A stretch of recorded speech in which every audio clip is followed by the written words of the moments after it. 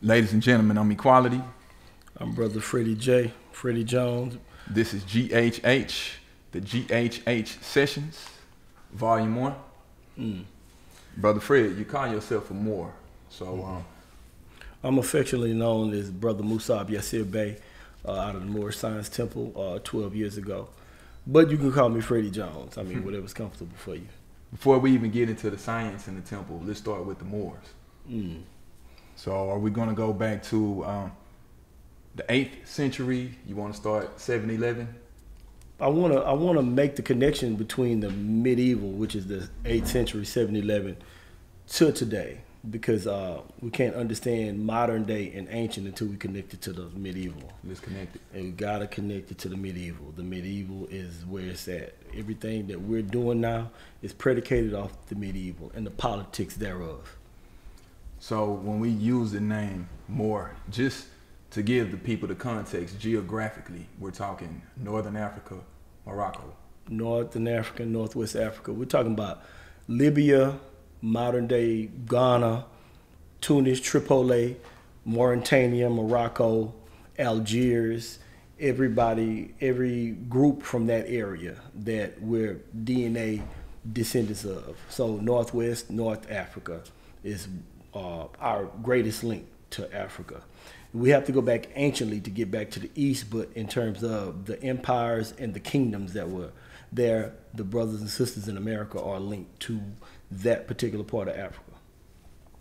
And in understanding the Moors in the history, the connection to Spain. That's a heavy question, man. The culture literally that we're talking about now, because everything that we're fighting now is a culture war.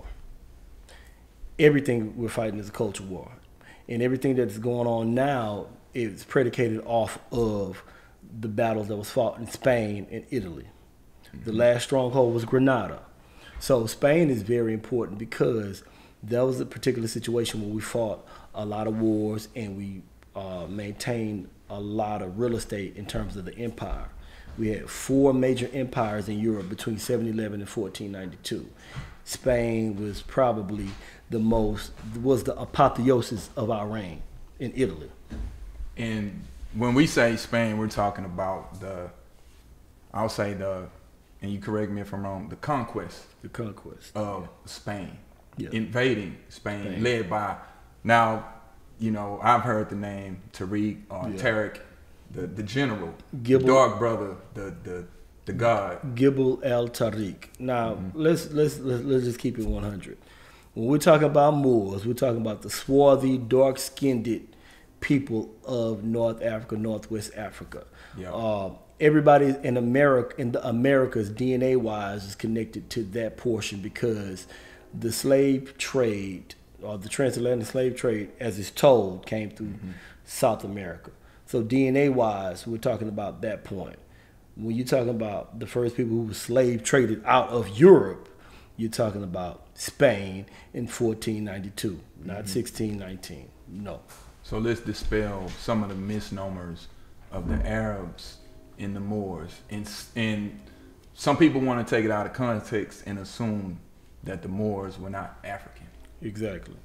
Well, the brother Wesley Muhammad has the greatest scholarship in terms of that build. He lets you know that the Arabs, the Moors, the Tuareg are all the same people. When you're talking about the Middle East, it's the same thing. The same thing that grows in Arabia is the same thing that grows in Africa. They're all connected. All we're talking about directions or boundary lines that was chopped up later on to call something else. But the swarthy colored people, the original Arabians, are the same as the original Turks, are the same as the original Moors. And the name that we fell under when we fell was Moors. And you can't get up where you didn't fall at. Couple other things. Two questions. First question would be, for every rise, there was a downfall. Yeah. And after that 800-year reign, that downfall of, was it 1492? 1492 was the last coup de grace. We fell maybe 200 or 300 years prior to that. The last Moorish kingdom in Europe was Granada. Granada was the last stance of the Moorish king. And it's great that we're in April, because we got to get into April Fools, because when you ask about the last hold, April Fool's Day comes from that 1492 era. Is when they conquered the Moors and ran us out of there. They played a trick on us. Now, they knew that we were done, and they offered some of the Moors that were still there a way out. Now, the rest of the Moors that were there, they burnt, they drowned, and they hung. That's how you get the lynchings and the hangings. It comes from the medieval.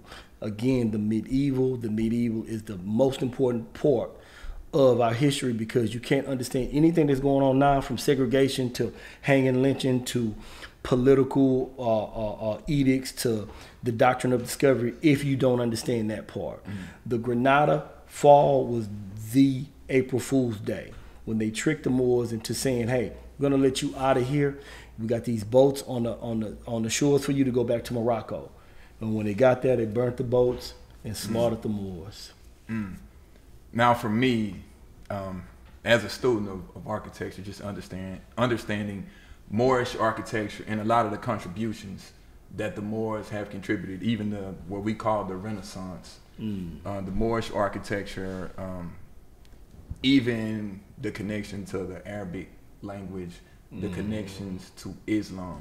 But one thing I do want to touch on is the context of the African Moors of then, and how that relates to us as Black Americans here, or as Africans here in America. The roots of that is deep. The roots are very deep. We were talking about an article that was published in 1964 entitled Foreign Affairs by C.L.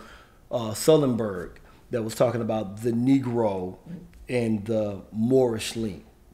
The thing about that is in the article you can see that the Negro and the Moorish link, he's tying it together. He's talking about the ties that Morocco had with America and the contract that George Washington had with America of being over here, and the dues and the money that they were paying to operate over here in a land that the Moors already owned, the real estate. It was a real estate war.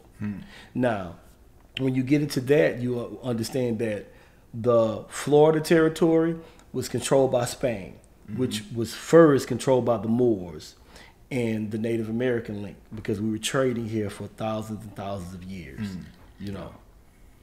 Well, we just wanted to lay a foundation and make those connections. This is volume 1. We'll be coming back real soon with volume 2.